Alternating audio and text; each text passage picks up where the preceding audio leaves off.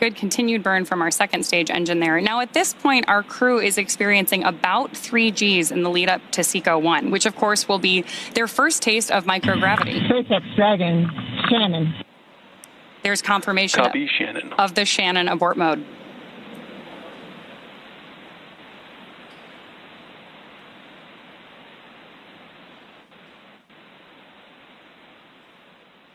MVAC shutdown.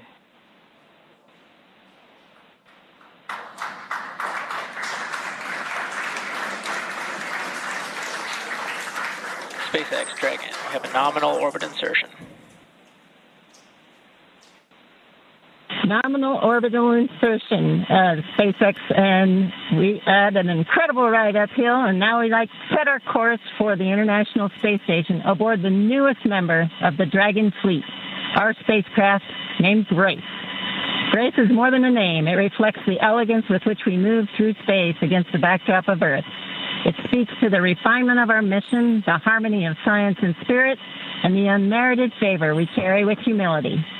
Grace reminds us that spaceflight is not just a feat of engineering, but an act of goodwill. The benefit of every human, everywhere. Over to you, Chip. Launch escape system disarmed. 10 minutes into flight. Water ride.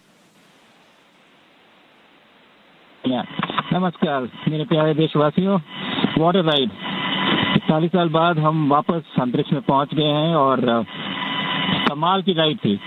इस समय हम 7.5 kilometre प्रति second की रफ्तार से पृथ्वी की चारों तरफ घूम रहे हैं और मेरे कंधे पे मेरे साथ मेरा तिरंगा है जो मुझे बता रहा है कि नहीं हूँ, मैं आप सबके साथ हूँ। ये मेरी इंटरनेशनल स्पेस स्टेशन तक की जर्नी की शुरुआत नहीं है, ये भारत के ह्यूमन स्पेस प्रोग्राम की शुरुआत है और मैं चाहता हूं कि आप सभी देशवासी इस यात्रा का हिस्सा बने। आपका भी सीना दिल से चौड़ा होना चाहिए, आप भी उतना ही एक्साइटमेंट दिखाइए। आइए हम सब मिलकर भारत के इस ह्यूमन स्पेस प्रोग्राम की जर्नी की शुरुआत करें। धन्यवाद। जय हिंद, जय Bharat. Cosmos Lafsky. Space for everyone. And with that, over to you, Thibault. Florida Kennedy ಬಾಹ್ಯಾಕಾಶ ಕೇಂದ್ರದಿಂದ ಸ್ಪೇಸ್ಎಕ್ಸ್ ಫಾಲ್ಕನ್ 9 ಯಶಸ್ವಿಯಾಗಿ ಉಡಾವಣೆಯಾಗಿದೆ. ಪ್ಯಾರಾಮೀಟರ್ ಸರಿ ಇದೆ, ಹಾರಬಹುದು ಅನ್ನುವಂತಹ ಕಮಾಂಡ್ ಬಂದ ತಕ್ಷಣ ಗಗನಯಾನ ಶುರುವಾಯಿತು. ಇದಾದ ನಂತರ ಬಹಳಷ್ಟು ಹಂತಗಳಿದೆ. ಆ ಹಂತಗಳನ್ನ ದಾಟಿದ ನಂತರ ಒಟ್ಟು 28 ಗಂಟೆಗಳ ಪ್ರಯಾಣದ ಬಳಿಕ ಭಾರತೀಯ ಕಾಲಮಾನ ನಾಳೆ ಸಂಜೆ 4:15 ISS ಅಂತಾರಾಷ್ಟ್ರೀಯ ಬಾಹ್ಯಾಕಾಶ ನಿಲ್ದಾಣವನ್ನ ಗಗನಯಾನಿಗಳು ತಲುಪ್ತಾರೆ. ಸೊ ಈ ಒಂದು ಪ್ರಯಾಣದ ಸಂದರ್ಭದಲ್ಲಿ ಏನೆಲ್ಲ ಚಾಲೆಂಜಸ್ ಇರುತ್ತೆ, ಅದಾದ ನಂತರ ಅಲ್ಲಿ ರೀಚ್ ಆದ ನಂತರ ಏನೆಲ್ಲ ಆಗತ್ತೆ, ಅದರ ಬಗ್ಗೆ ಮಾತಾಡೋಣ. ಸುಂದರ್ ಅವರೇ, ಮೊದಲ ಒಂದು ಹಂತ ಏನಿದೆ ಅದು ಯಶಸ್ವಿಯಾಗಿ ಕಂಪ್ಲೀಟ್ ಆಯಿತು. ಈಗ ಗಗನಯಾನಿಗಳು ಅಂತರಿಕ್ಷ ಯಾನವನ್ನು ಶುರು ಮಾಡಿದ್ದಾರೆ. ಸೊ ಎಷ್ಟು ಹಂತ ಇರುತ್ತೆ ನಾಳೆ ತಲುಪೋವರೆಗೂ ಕೂಡ? ಈಗ ಉಡಾವಣೆ ಆದ ಕ್ಷಣದಿಂದ ನಾವು ಈಗಾಗಲೇ 3 ಹಂತಗಳನ್ನ ನಾವು ನೋಡಿದ್ವಿ.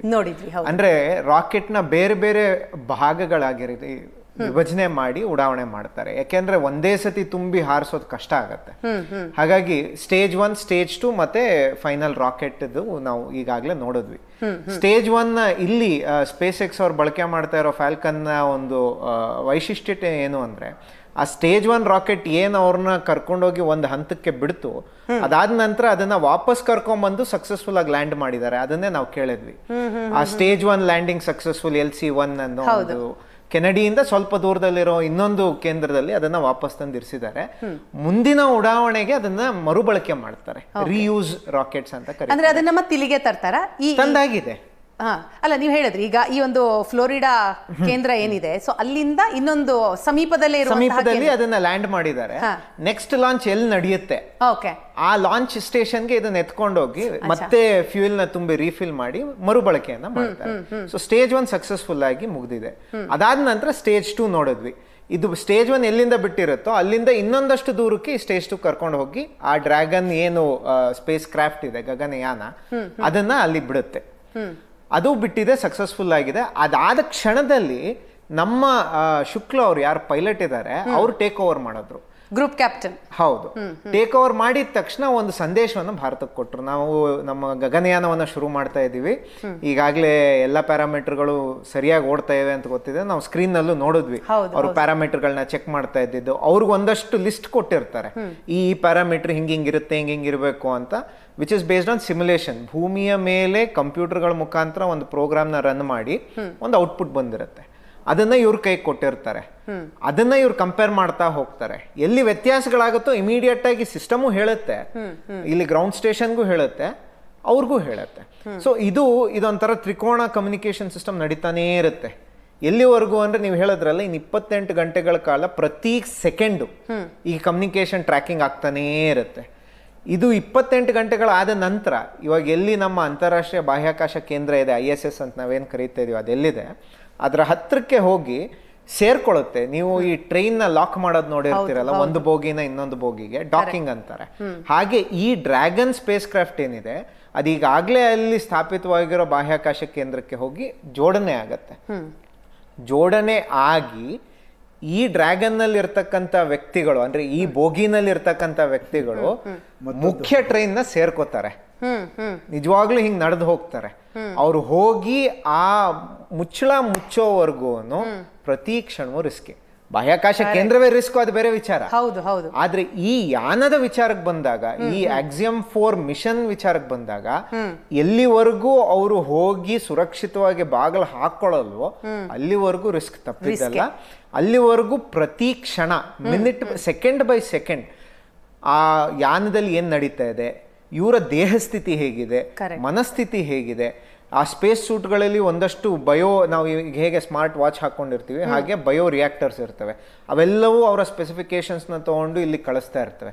ನೀವು ಜಾಸ್ತಿ ಉಸಿರಾಡ್ತಾ ಇದ್ದೀರಾ, ಕಮ್ಮಿ ಉಸಿರಾಡ್ತಾ ಇದ್ದೀರಾ, ನಿಮ್ಮ ಹಾರ್ಟ್ ಬೀಟ್ ಹೀಗಿದೆ, ಸಮಾಧಾನ ಮಾಡ್ಕೊಳ್ಳಿ, ಇವೆಲ್ಲ ಕಮಾಂಡ್ಗಳು ಅವ್ರಿಗೆ ಬರ್ತಾ ಇರ್ತವೆ ಏನಾದ್ರು ಹೆಚ್ಚು ಕಮ್ಮಿ ಆಯ್ತು ಅಂದ್ರೆ.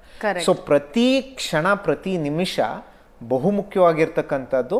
ಮತ್ತು ಈ ಯಾನವೇ ಅದೊಂದು ಹೇಳಿದ್ರು, ನಾವೇನು ಕಕ್ಷೆಯನ್ನು ಹಾಕಿದೀವಿ ಅಥವಾ ನಾವೇನು ಪಥವನ್ನು ಹಾಕೊಟ್ಟಿದೀವಿ ಅದು ಕರೆಕ್ಟಾಗಿ ನಾಮಿನಲ್ ಪಾತ್ ಅಂತ ಹೇಳಿದ್ರು.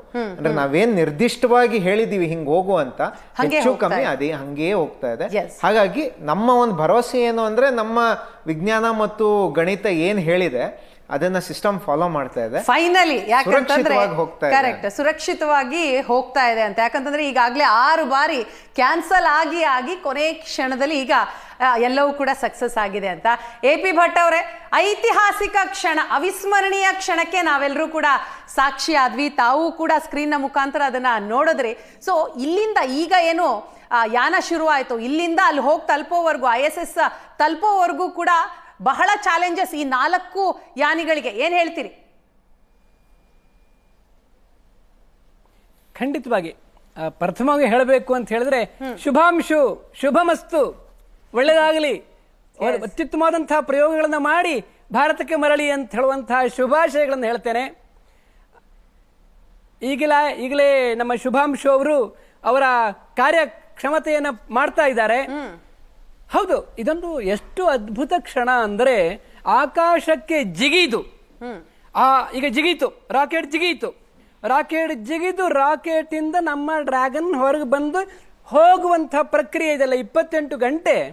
ಇದನ್ನು ಪೂರ್ತಿ ನಮ್ಮ ಶುಭಾಂಶು ಅವರೇ ಮಾಡ್ತಾ ಇದ್ದಾರೆ. ಹೌದು, ಅವರೊಂದಿಗೆ ಒಳ್ಳೆಯ ಹಿರಿಯ ನುರಿತ ಗಗನಯಾನಿಗಳಿದ್ದಾರೆ. ಇದು ಏನು ಆಟ ಅಲ್ಲ, ನಾವು ಮನೆಯಲ್ಲಿ ರಾಕೆಟ್ ಹಾರಿಸಿ ಬಿಟ್ಟಾಗ ಅಲ್ಲ, ಪ್ರತಿ ಕ್ಷಣವೂ ತುಂಬಾ ಪ್ರಮುಖವಾದದ್ದು ಶುಭಾಂಶು ಅವರು ಮಾಡ್ತಾ ಇದ್ದಾರೆ. ಇದು ನಡೆಯಲಿ, ಅವರು ಆರಾಮದಲ್ಲಿ ಹೋಗಿ ತಲುಪಲಿ, ನಮ್ಮ ಭಾರತದ ತ್ರಿವರ್ಣ ಧ್ವಜ IISCಯಲ್ಲಿ ಸ್ಥಾಪನೆ ಆಗಲಿ, ಒಳ್ಳೆಯ ಪ್ರಯೋಗಗಳು ನಡೆಯಲಿ ಅಂತ ಹೇಳುವಂತಹ ಶುಭಾಶಯವನ್ನ ಈ ಸಂದರ್ಭದಲ್ಲಿ ಹೇಳಲಿಕ್ಕೆ ಬಯಸ್ತೇನೆ.